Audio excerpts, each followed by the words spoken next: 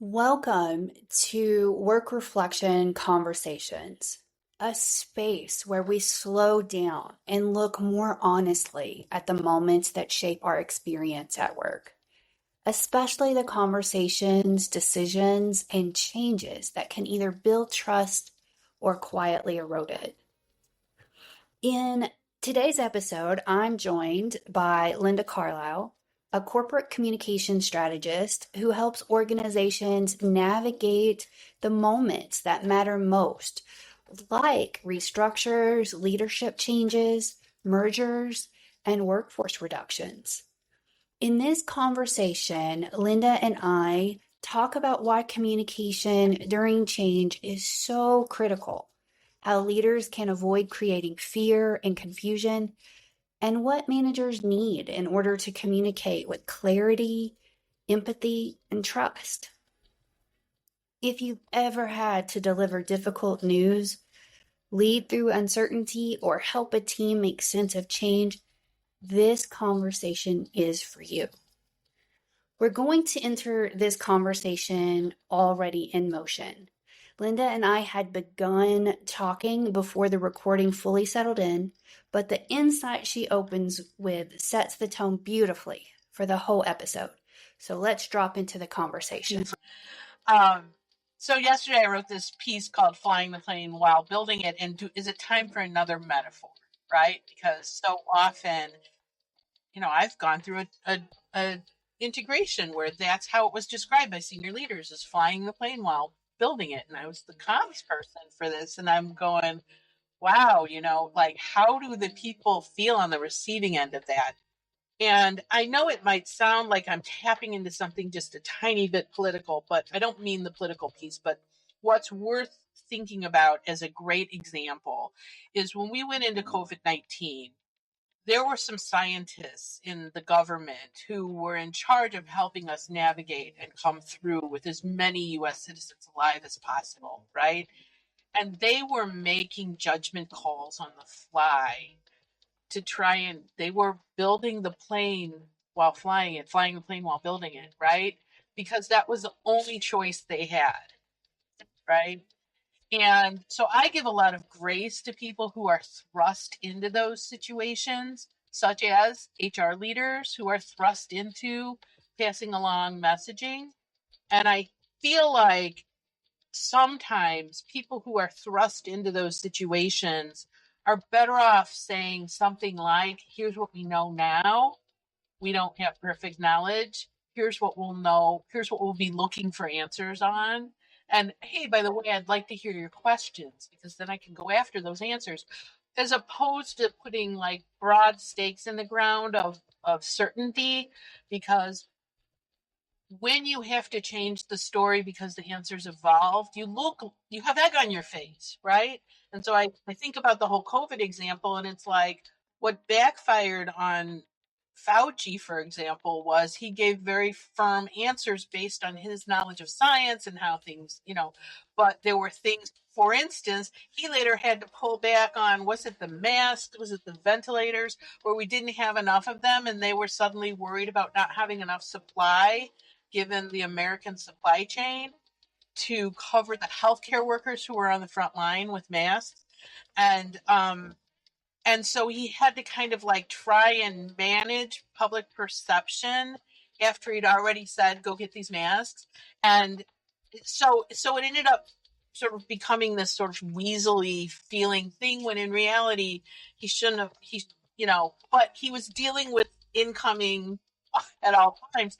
And I think sometimes HR people are thrust into that same kind of a situation. And so you're better off if you're not getting good knowledge and good data pass through, kind of hedging a little bit, I think, as an HR leader. Not hedging, but just, making sure that you're making it clear that this is the best data I have as of right now.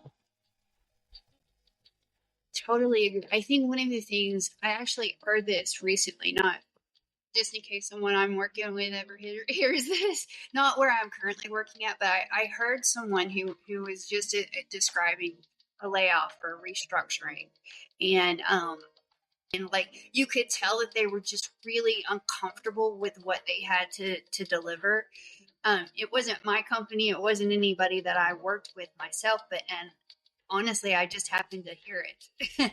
And it was just like, I was actually breaking out in hives a little bit, just thinking about, because it's such a sensitive thing, and these were the people who were left, so it was just a touch different. But it's just how you navigate that change, and I feel managers are never given enough leadway to process it themselves before they're asked to They're not given the lead time. Yeah. So I'll talk about best practices, and let's see how that sort of fits with you, because I've done a ton of this change management work, both in acquisitions. I've done it in divestitures. I've done it in more sort of traditional change management, reorgs, that sort of thing. And what's a best practice is that, you want to plan your communication enough in advance. I've been like creating the communication stream. Usually it's somewhere around a month in advance where I get brought into the project, because now it's sort of like, now we got to plan how we're going to roll this out. We think we know what everything's going to unfold. And then for me, one of the first things I do is an audience analysis. So I'm going, here's the change, go around it 360 degrees. Who does it impact? Could be customers are impacted. Could be, so you want to kind of everyone who's going to be impacted. And then you want to go, okay, now what's the core message? And I usually try and go, who's the most impacted by this change? And then base my messaging off of that, and then go, okay, I've solved that. Now, other audience, I have to create theirs, and it's tailored to them as well, but it can't conflict with this core message to these most impacted people. So that's how I craft the messaging. And then I'm kind of going, okay, audience by audience, how am I delivering it? It might be more than one, right? So I might send a note to customers, but provide a script to sales and customer care who are on the front line touching those customers, right? So for each group, or I might go, okay, it's a layoff. Most impacted are notified first. Then we get into, internal communications to employees. And then we get into, are any of those people who were laid off touching customers, touching vendors, right? So then I have to hit those people. Is there a press release? And then after those meetings with those various constituents happen, then I will also send an all hands message that essentially restates what was stated for internal audiences, so that we caught everybody and there is that alignment messaging. But the reason for this exercise is that all the messaging should align, right?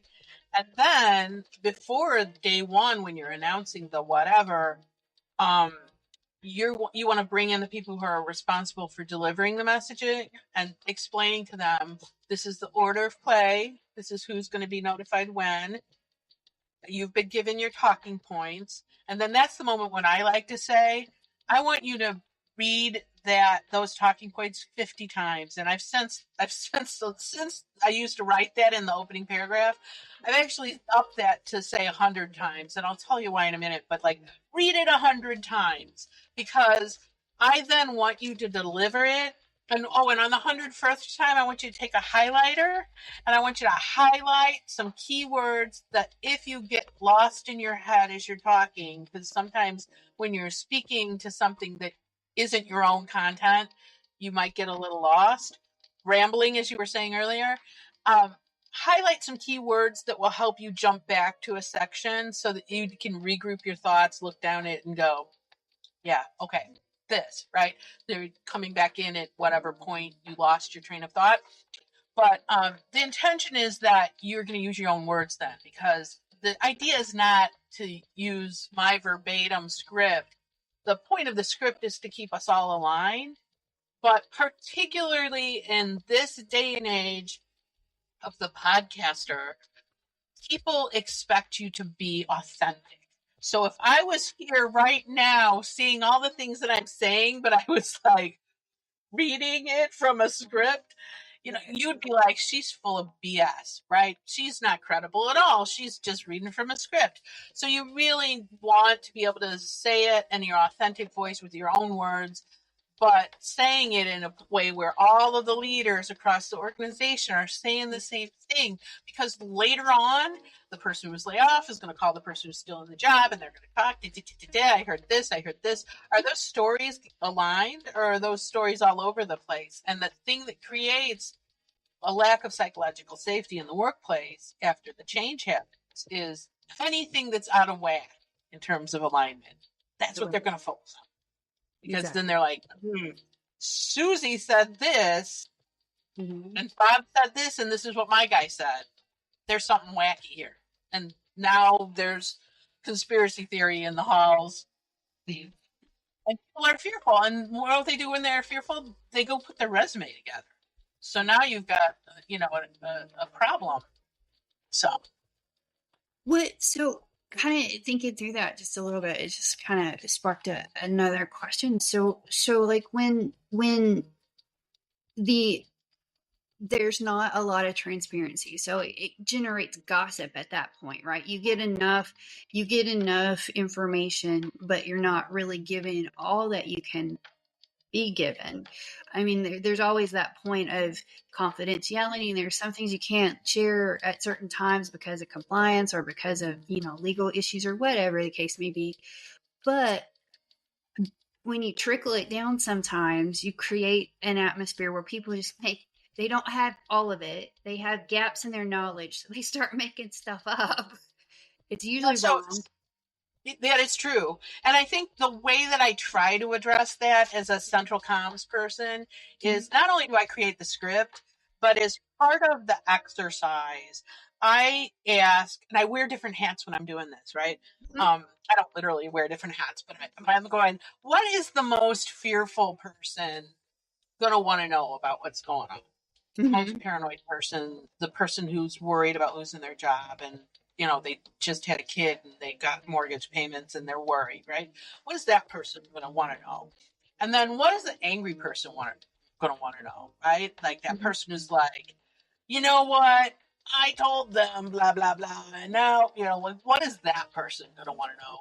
And then like, what is just the average person going to want to know to keep on keeping on? And, and what are the messages that I want to anchor to do away with psychological safety issues, right, where people are concerned? What are the messages I want to snake through?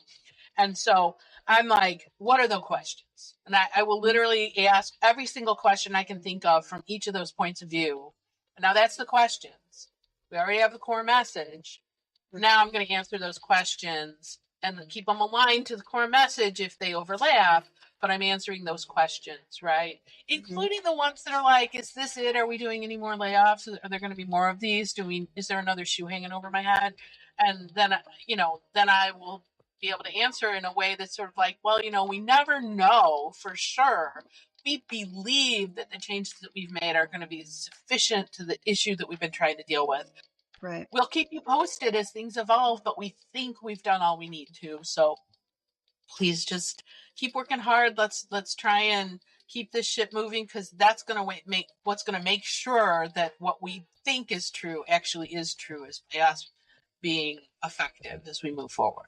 So, it does that make sense? Yeah. So you're trying to, and then one of the things that's part of, like I usually put it in the header of the frequently asked questions document. Number one, I say, don't post the frequently asked questions document. Put it in your hip pocket, because I am answering it in the voice of the angry person and the voice of the fearful person. And if it doesn't dawn on anybody to be filled with fear, why would I plant the seeds of fear by posting that document somewhere, right? No, we don't do that. It's a hip pocket document for your middle managers, right? And then also in that paragraph that gives them instructions, I'm also saying, again, read these, know them in your own words. But, if you get a question that is not on this sheet, don't make it up. Do not make it up, because that's where we start having problems. Right. Instead, say, you know what, that is a fantastic question, and you deserve an answer. I deserve an answer. I will go get you an answer, but I don't have it right now. Right. Anybody else, right? And then go bring that answer to HR. HR will do the research, come to the comms person, we'll come up with an answer, we'll get back to people, but we'll make sure that that message goes out across the enterprise so that you don't have these pop-up answers. Right. That's what gets you in trouble. Exactly. It's interesting. So what would your recommendation be? So on the off chance that, like, executives are actually listening to my podcast instead of middle managers, what could they do to help prepare their managers better for these types of changes that they might not be, fully aware of in the midst? And I'm not poo-pooing on executives at all. I understand they're making decisions. They've got a lot of inputs that they're trying to process and that they're trying to make decisions in complex world that we live in right now. So I'm not saying that, but what are the smaller things that maybe that they can do on this side that helps the managers do their job better and help the next level down? Yeah. So first of all, what I'm not going to say is, violate transparency. Mm-hmm. Right. You can't bring people in until it's time for them to be brought in the pool, right?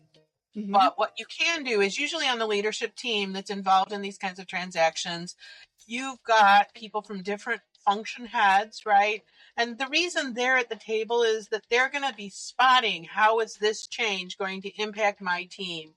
And they're supposed to be bringing those concerns back to the table so that the change plan actually has those concerns baked into it. Here's what we're going to do, right?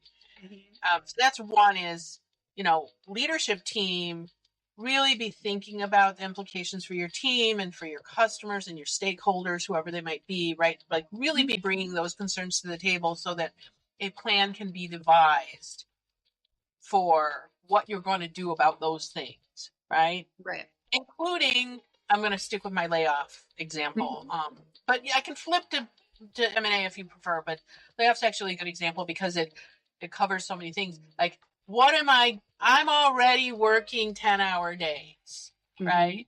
And now you're letting go 4 people from our team, right? So that leader should be coming to the team saying, my team's already working, blah, blah, blah, and you're asking me to give up 4 people. We've got to make some decisions about what's going to be done and not done, right? Mm-hmm. These are my suggestions about what projects we can table for the short term or what, you're putting in the mix what the plan is going to be. Now, maybe you're not ready to say those things on day one because maybe they're customer facing things and you need to sort of lock it down before you make the change. And you don't want people going, hey, customer A, we're killing this project, right? So, but what you will prepare that leader to say is, we know that some changes are going to have to be made in order for a smaller team to keep up with what's going on. We have a plan and we're going to be working it in the weeks ahead. Okay. Right. So it's so that leadership team has a plan. And then the other thing, I'm sure you see this coming a mile away, is you need a communicator, because someone like me that's going to help provide the tools for these people across the organization who are going to be on the front line of those questions. Because as a leader, going again with the layoff, you've just let go the number of people that you think you can afford to let go and that you need to let go to have your financials hit where you need. But what you can't afford to do is start losing your top talent who you're relying on to take you through this change, right? And if those people start becoming fearful, fear is, you want trust, you need trust. And trust means to maintain that trust, you need transparency. And it may be, it's not so much like, I'm not touting the idea of weasel words, but I am sort of going, you've got a through line that is how this organization is going to weather this storm. And you need to convey messages that get people on board with that through line. And letting people just wing it is not the thing you're going to do. So you want to go, we want to message this way, we want to message this way, we want customer messaging to say this, we want, right? And then here's the timeline for the change. So guess what? We might be communicating again, or we might do some functional level communication around change in this particular area where we're really worried about how it's going to unfold. And so someone like me can create the Uber message, and then I can actually partner with functional leads and go, we've got a little change management situation here. Let's work through this in a Right. purposeful, right? So I love the idea of having someone who is responsible for communications, period. Um, there are organizations who don't have that luxury to be able to afford to do that. And if if there you go. We'll talk about that just a little bit. So how does that work for organizations who might be experiencing that wouldn't have that level of support during the normal day to day, but this is happening, it's big, and we need help. yeah. So there are professionals such as myself who are they might call themselves comms consultants. They might consider themselves freelancers. All that's a little less often how it's described in this internal comm space. Fractional communicators, right? There are people who can come in who have a boatload of experience, understand this notion of trust, understand psychological safety and what kinds of things you need to say and not say, understand how to circle the change and make sure that you're creating targeted messages for every constituency, including your customers. And so, you want to have that aligned messaging, and you can bring in people who, such as myself, we're building a business around, we're just going to come in during the period of time that you're undergoing this change. We're going to help you through this transition, and then we'll pull back. Maybe we pull back immediately because you're done. And in other instances, maybe we, throttle it back and kind of get you through the change. And then, maybe we completely disappear. Maybe we stay on at a small, like, hey, it's a couple hours a week, or it's an hour a week, or whatever. It's to kind of make sure you don't have any residuals. And then maybe we disappear entirely.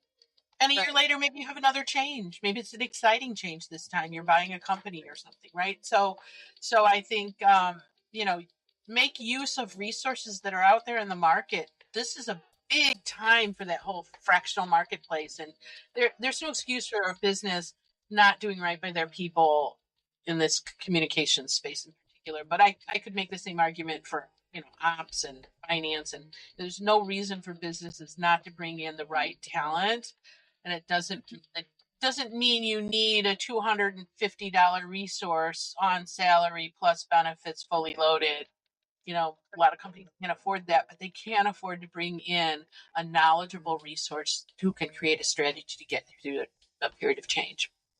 Well, I mean, I would argue that not doing so put yourself in risk, jeopardy of actually really costing yourself a lot down the road, that you're not saving anything because you do. Actually, a risk management resource, if you really want to think about it, right? Like, you wouldn't go through a product recall without a comms person helping you through that. Why would you do something that's going to impact the psychological safety of your people, right? Your people are who gets things done. And if they're, if you take a hit to employee engagement and they're gossiping in the hallways and polishing their resumes and, having interviews at lunch and all that good stuff, you're really putting your business at risk. So.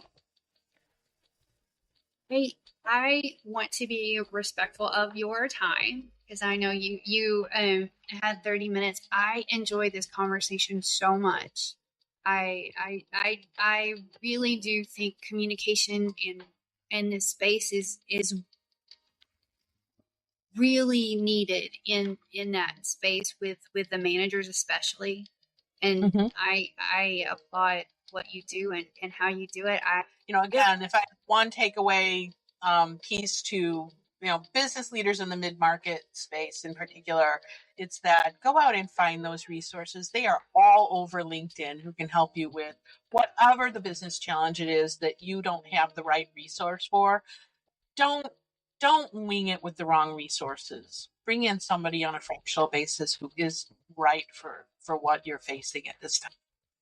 Thank you again to Linda for joining me for this conversation and for sharing such practical insight on communication, trust, and leading people through change. I'll include Linda's information in the show notes so you can connect with her and learn more about the work she does with organizations, navigating those moments that matter most. And thank you for listening to Work Reflection Conversations. I hope you'll come back for more conversations that help us pause, reflect, and think more intentionally about the way we work, lead, and show up for one another.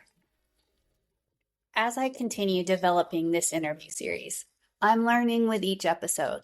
If you notice any rough edges in the production, those are mine, not my guests. I'm grateful they were willing to be part of this new chapter, and I'm looking forward to continuing to improve while bringing you more thoughtful conversations.